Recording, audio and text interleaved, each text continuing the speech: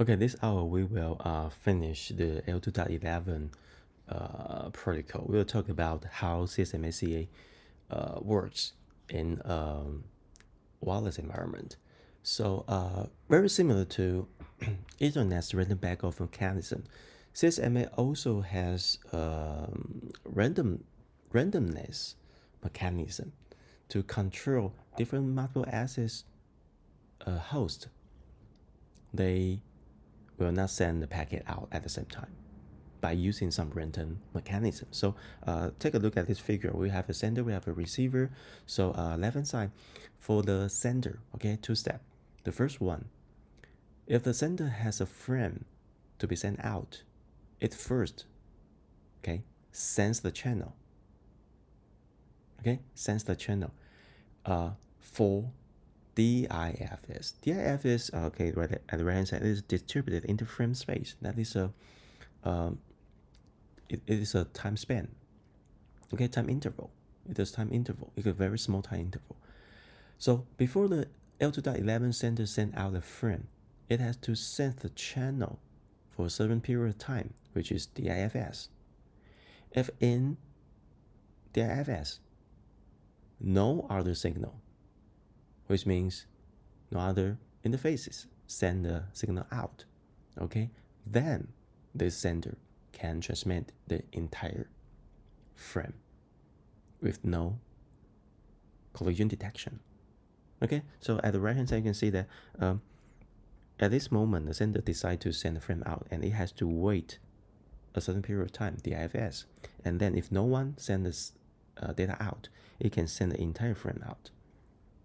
Okay, but the second step, if the interface sends the channel busy at the first place, so that means sender, okay, if at this moment the sender would like to send the frame out, but the channel is busy at this moment, okay, in Ethernet, okay, the sender will wait the channel to be clean and then send the packet out, right? But in CSMACA, even if there's no collision, if the sender simply just sense the channel is busy, and then the sender will roll a dice to start random backup time. Okay? Even if there's no collision, the sender will roll a dice to wait for a certain random backup time. Okay, then when the channel is idle, the timer counts down. You have to notice that in CSMACA in L2.11, okay, the counter only counts down when the channel is idle. Okay, so at this moment, okay, maybe there's a random dice, okay, but when the channel is busy, for example, for this period of time, the counter is not, okay, does not count down. So if the channel is clear right here, okay, from right here, and your counter can count down when channel is clear. So eventually, some lucky guy will have the smallest random backup time. So and then it can sense its frame out. So transmit the frame when the timer expires. Okay, that is the most important thing. That's it. This mechanism is a little bit different from CSMA-CD, right? And the most important thing in CSMA is that we bring ACK back to layer 2. Okay, think about one thing. In Ethernet, we don't have ACK. We don't have acknowledgement because all of the interfaces card are on the wire, right? So if there's a collision, everyone knows that. But in a wireless environment, maybe you cannot sense the signal, so you don't know your data is successfully transmitted or not. So in CSMA, in L2.11, we still need acknowledgement. Okay, so when the receiver receives the entire frame, it has to wait, again, a certain period of time, that is SIFS, that is the short interframe space. And SIFS is smaller than DIFS. Okay, so the receiver has the highest priority to send the egg back to the sender, because all the other sender need to wait DIFS. But this receiver, if it successfully received the data, it only needs to wait SIFS, which is smaller than DIFS. So the egg has a higher priority. Okay, so after the receiver sends the egg out, the channel is busy, right? So every other sender, stop counting down their random backup time. So that is the reason why the receiver has higher priority to send back out, to send back egg back to the sender. So right here, if the sender receives the egg, then everything's fine. If we have no egg, that means maybe there's a collision, maybe there's something wrong. So the sender need to increase the random backup interval. Okay, and repeat the step number 2. So we go back to step number 2 and to increase our random backup time.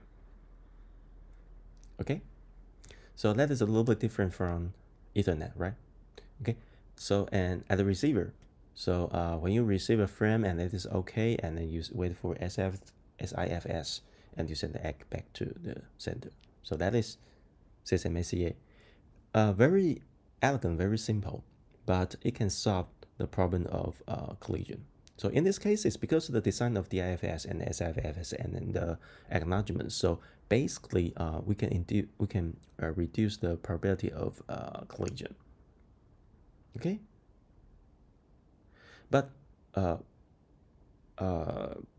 when I say we can reduce the chance of collision, that indicate that even in such kind of a mechanism, CSMA-CA, we can still have collision. That is because some lucky 2 random guys, they have the same random backup time.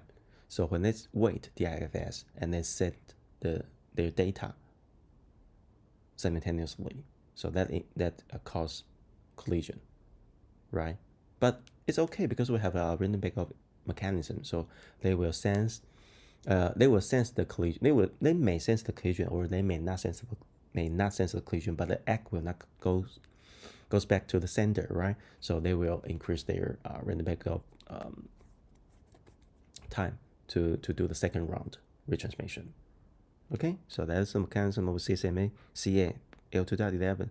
So there's some other mechanism of avoiding collision. So if you really want to eliminate all the collision under CSMA-CA, there's another mechanism called RTS-CTS in infrastructure mode. Okay, so we skip this this page. Okay, we simply just take a look at this figure, which is more easily for you to understand what is RTS-CTS. Okay, so that is the infrastructure mode. So A and B want to send the information, want to send a frame to the access point, right? So if A want to send a frame, okay, it will send another frame in prior, which is called RTS-A, and B send RTS-B. So if it is unlucky, okay, the RTS stands for clear request to send. That means A want to send the information to access point. Say I have some other information, like I have some other data right here. Would like to send from A to AP.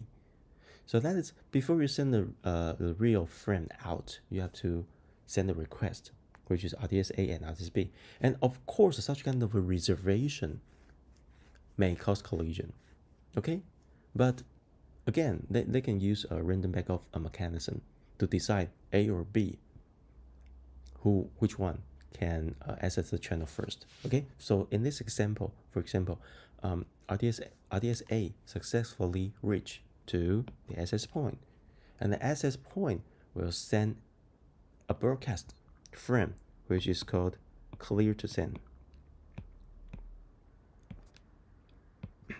That means since everyone can talk to the access point, so when access point broadcasts a message, broadcasts a frame, all the other hosts in the BSS can receive such kind of information. So AP send CTSA, that means it grant privilege to host A, so that you can send your data out. So all the other hosts in this BSS should keep quiet for some time, some moment, because we reserve a certain period of time for A to send its data A. And of course, after data A has been delivered to the access point, the access point will wait for SIFS, right, to send the ACK out. Then everybody knows that, because ACK is also a broadcast, right? So every host in the BSS knows, okay, this transmission is complete because ACK has been sent. So in next run, A, B, and even over C, D, F in this BSS can send their RTS out again to reserve a certain period of time for its communication. So that is an additional mechanism built on the top of CSMA CA. Okay, but in your access point, sometimes this mechanism is not turned on, so sometimes you cannot see RDS CDS in your home network. Okay, that is an optional mechanism. Okay. This page, this view graph is this figure is not in our textbook, but I think it is a very nice graph for you to understand the actual behavior of CSMACA. So I put this figure right here. So make sure you follow me to. I will explain how actual L2.11 works. Okay. So right here, contention-free repetition period interval. Okay, so when the access point, okay, in infrastructure mode, when the access point manage its BSS, okay, it will divide the transmission, I mean the time, into two different big blocks. Okay, the green one right here, that is CFP. Sorry, contention-free period, and at the right hand side, that is contention period. Okay, so that it's right here and right here. The contention-free period, that means the access point would like to allocate a certain period of time for its underlying host. Okay, they can transmit something like tech term.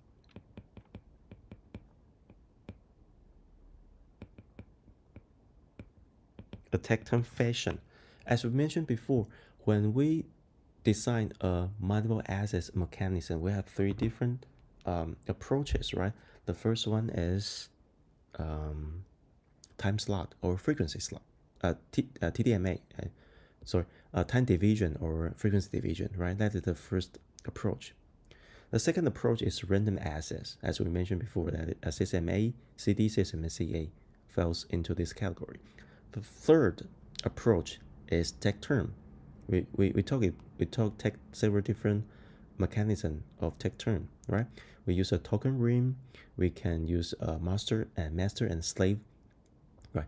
So in actual L2.11, we have two time period. the first period, contention-free period, that means you don't have to contention the access privilege of this channel. So right here, at the first place, the access point will send a beacon out and say, okay, we have currently we are in contention-free period.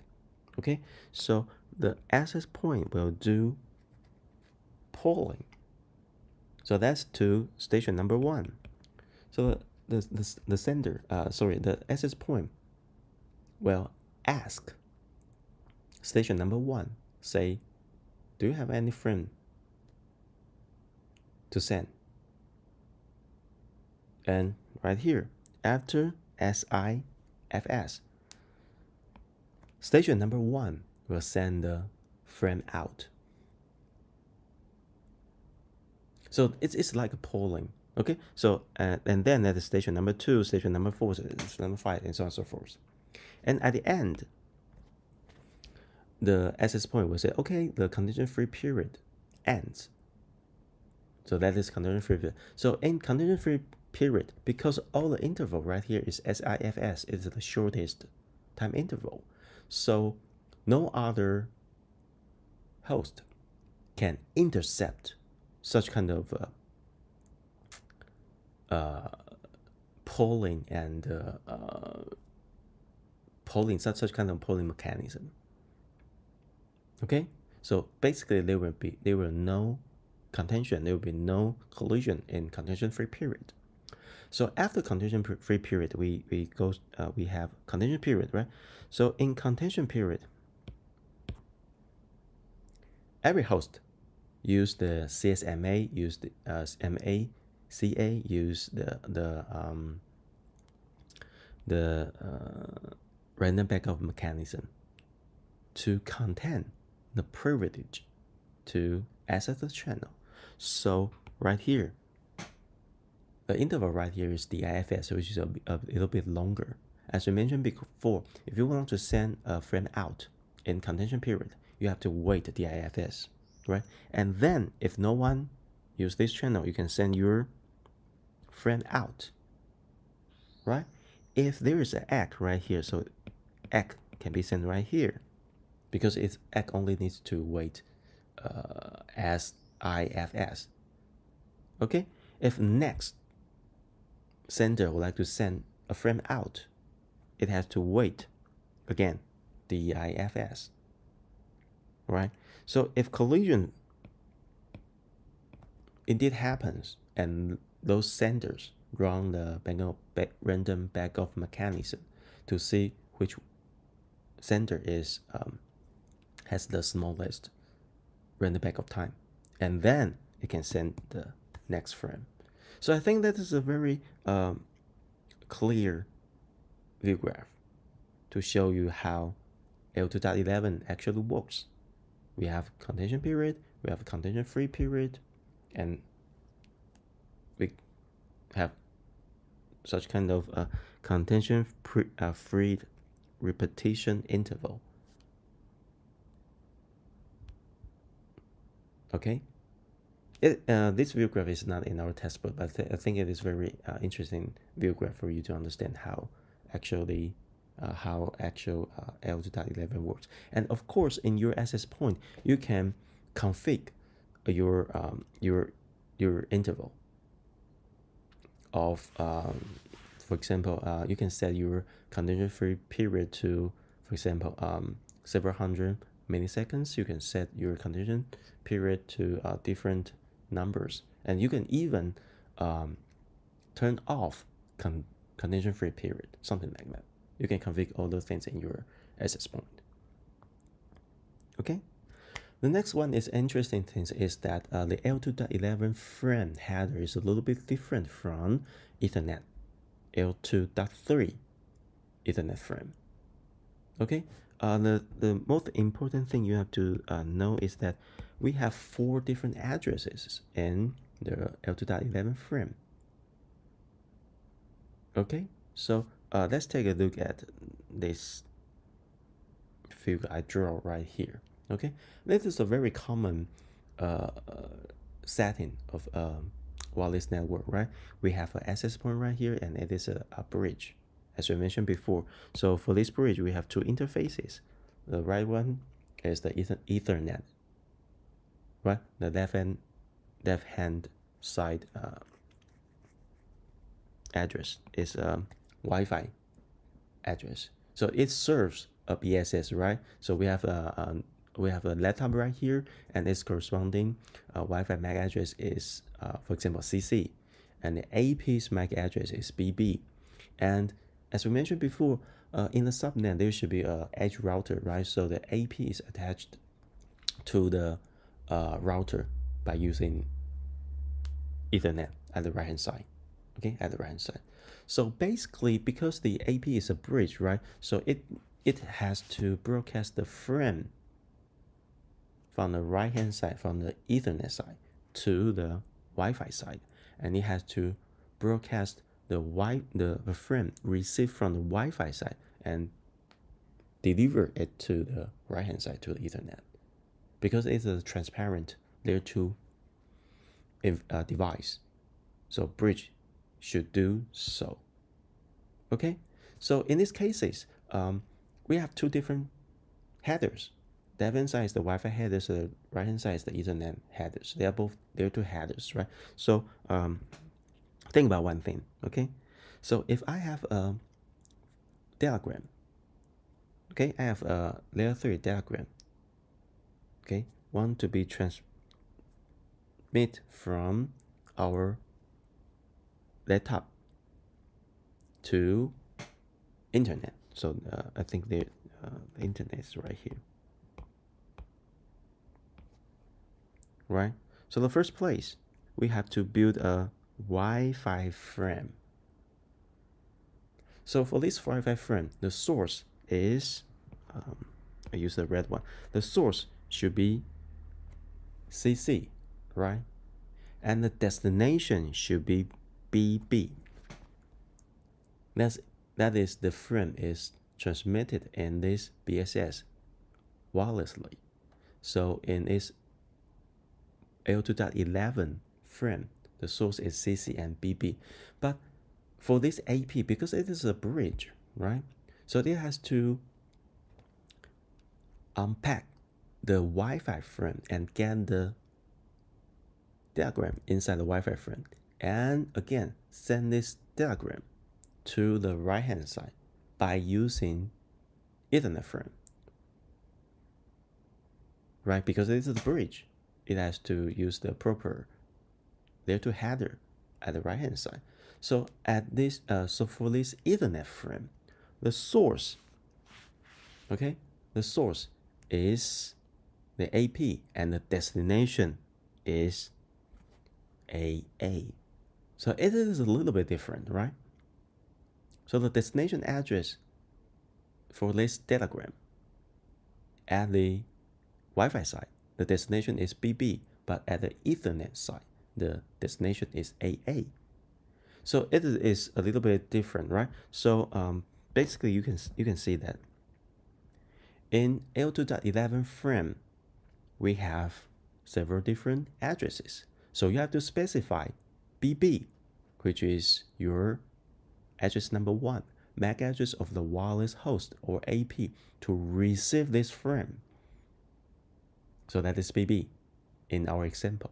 So address number 2, MAC address of a wireless host or AP transmitting the frame. So in our example, it is the MAC address of this laptop, which is CC.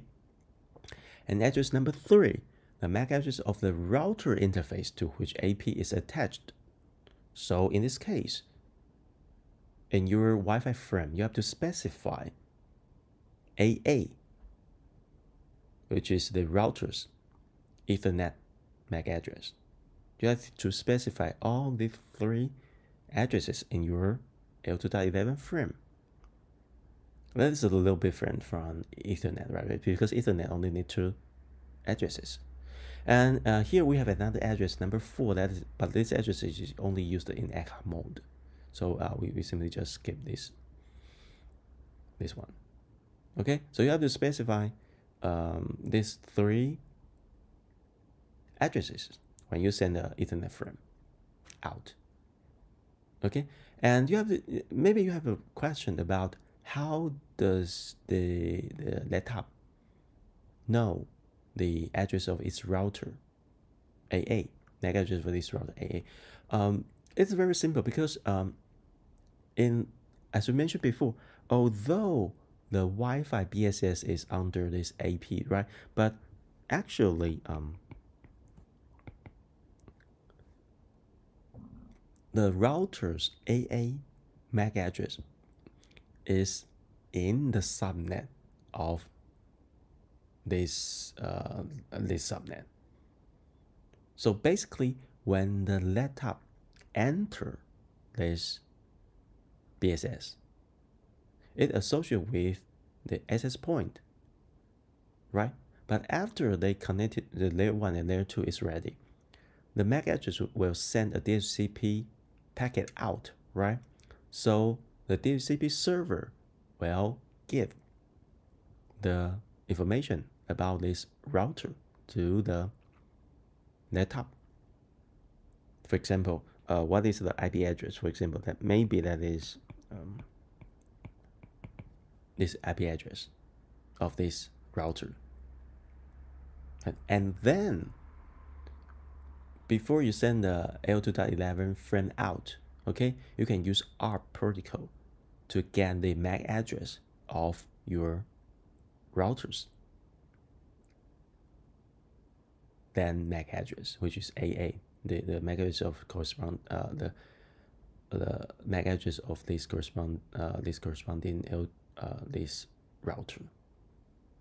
Okay, so that is not that difficult. So that is the L2.11 frame. So you know what is CRC, right? And your layer 2 or layer 3 payload will be right here, and the sequence control is not important. So let's take a look at this. The unit right here is byte. Okay, so we have 4 bytes additional headers right here. So let's take a look at it, this one. That is the explanation. Okay, so we have additional 4 bytes right here. Okay, so 4 bytes, right? So that will be 16-bit. So the 16-bit is right here. We have some other information about what is the protocol version you used, what is the type. As I mentioned before, we have RTS, CDS, we have ACK, we have data, right? What is the subtype right here? What is the direction of this IP addresses from AP or to AP or some other things? We'll simply, you don't have to remember all the things because that's not that important.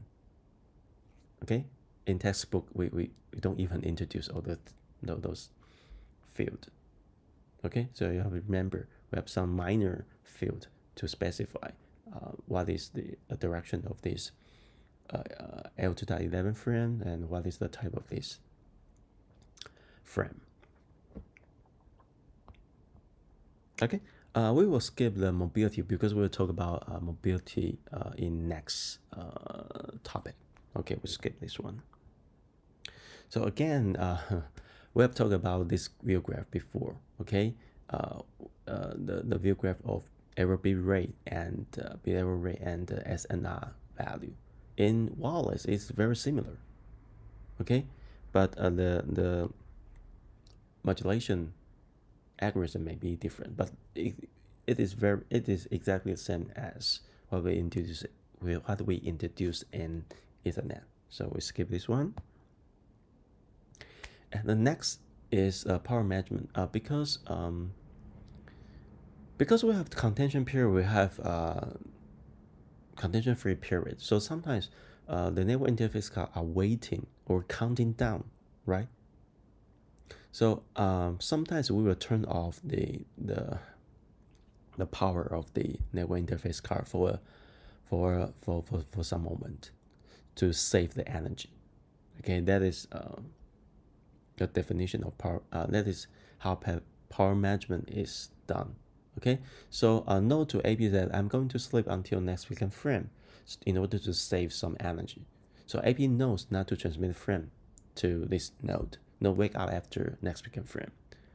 The weekend frame contains the list of mobiles to AP to mobile frame waiting to be sent. So node will stay awake if AB to normal frame to be sent. Otherwise, they go to sleep again until next beacon frame. Okay, it really helps to save energy. Okay. So that's the topic right here is the Bluetooth. Okay, Bluetooth is A02.15.1. I think that is that. Okay, so but we have only 2 pages because in our textbook we actually they don't say much about Bluetooth, but you have to know Bluetooth is personal